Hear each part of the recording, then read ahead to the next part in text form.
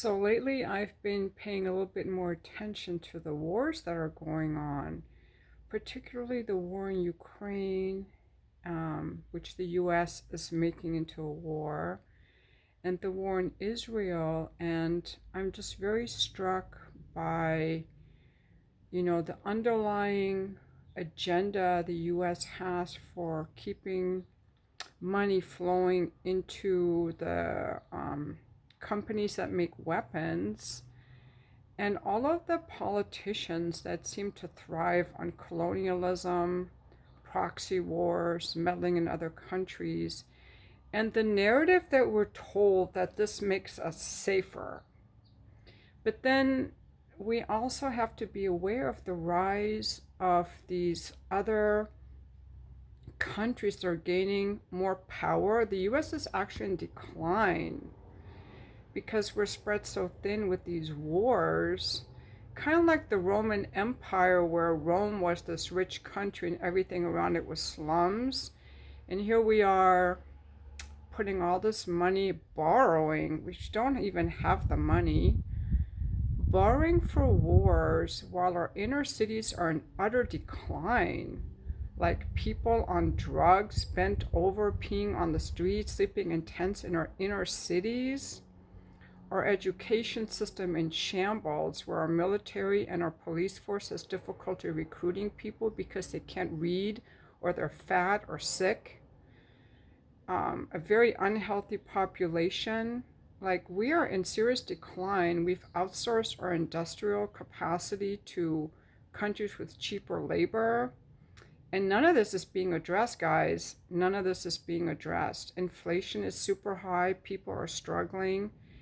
And all that money spent on wars could be spent in retraining, in developing projects for Americans to do, infrastructure, manufacturing, anything, healthcare. I don't know. I'm not an economist. There's stuff that could be done here at home. But the politicians are, and I guess this is what puzzled me and that I didn't really realize before, is that they're so invested in wars. And then they tell us it keeps us safe. They're lying to us. They're lying to us. We're told, that Russia invaded Ukraine out of the blue. The US had a big part in it, guys.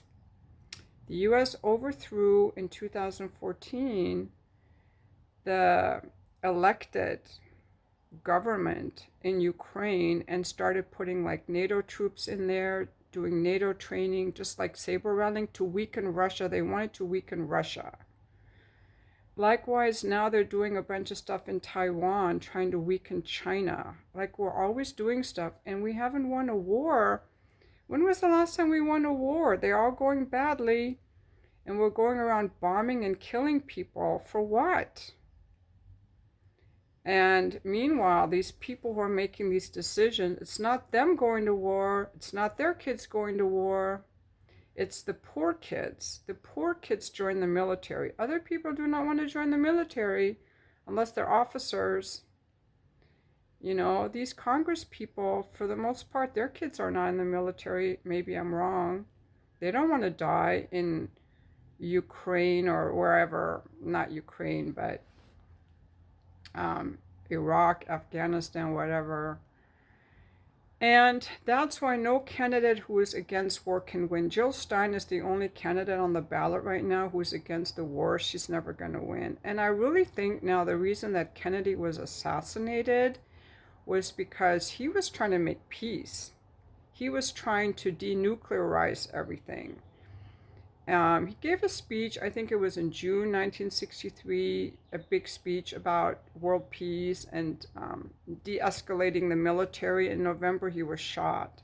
He was the last president to ever try to stop the wars. And I think that's why Bobby Kennedy is also a warmonger and pro-Israel, because if you're against war, you have no chance or they're going to kill you.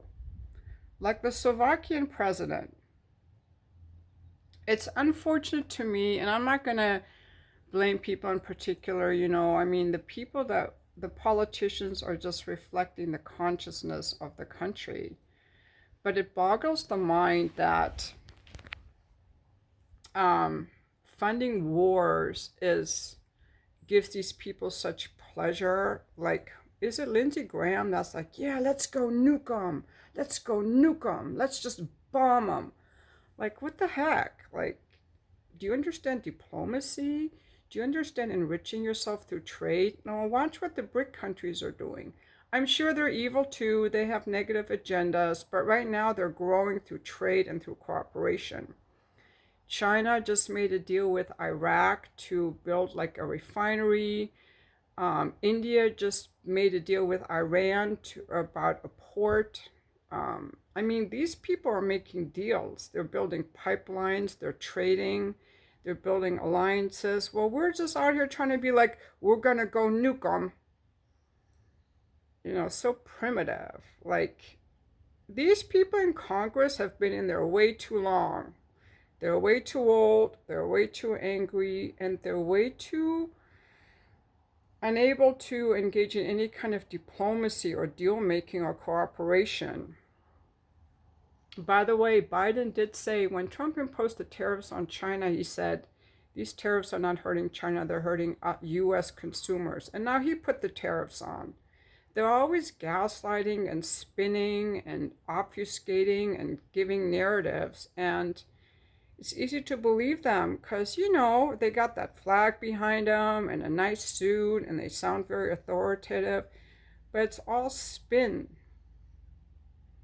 I do not know how we're going to get out of this. There are a lot of channels on YouTube talking about people being broke, inflation, you know, house prices really high. And I don't see how we're the most powerful country in the world when with trillions of dollars in debt that we all know we can never repay.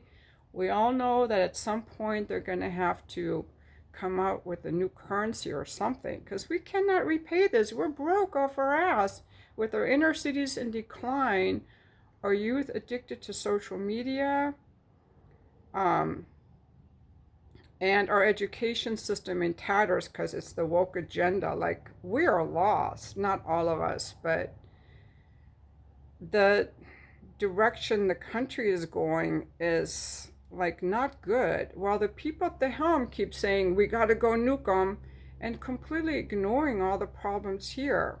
By the way, did you know that the best investors in the world with the highest return are US Congress people? Because apparently hedge funds have like an annual return of 7%, but if you're in Congress, your annual return on the stock market is like 12%. And they're not going to ban insider trading. No, they're in charge. They're going to go for the war and the lobbyist money. By the way, it's the war companies and the pro-Israel companies that are really for the war in Israel. And they tell you, we got to fight Hamas. Hamas did it. Again, they start in the wrong place. The reason that Hamas, which is, I don't know if they're a terrorist group or whatever, fired that artillery into Israel is because Israel has been dominating them and starving them and keeping them in an encampment and around a fence for decades. Starving them, keeping food out, keeping supplies out. So they were like fighting for their lives, for some freedom. I do not know what the solution there is. I was listening to Sam Vakin, hope I have that right. And he's an Israeli. He said there will never be a two-state solution. You can't. He was suggesting that they do like cantons or provinces, like they have in Switzerland or they have in Canada or Yugoslavia, where different provinces, you know, have their own leaders or government. They coexist in one state. Almost even maybe like the U.S., where each state is sort of like a province, you know, but not really. Something like that could work, but they don't want peace because the Israelis, they want to kill. They want to extinguish. They want to get rid of all those Palestinians. And you know, the US is just too happy to kill all these people because, you know, they all are after the money. They're soulless people. I I didn't want to make another video about this because people watch my videos, usually agree with me, but you know, I'm a mom, I'm a woman. I look at the world, I'm like, what are we doing here? You know, now we have an election coming up. Kennedy is for the war in Israel.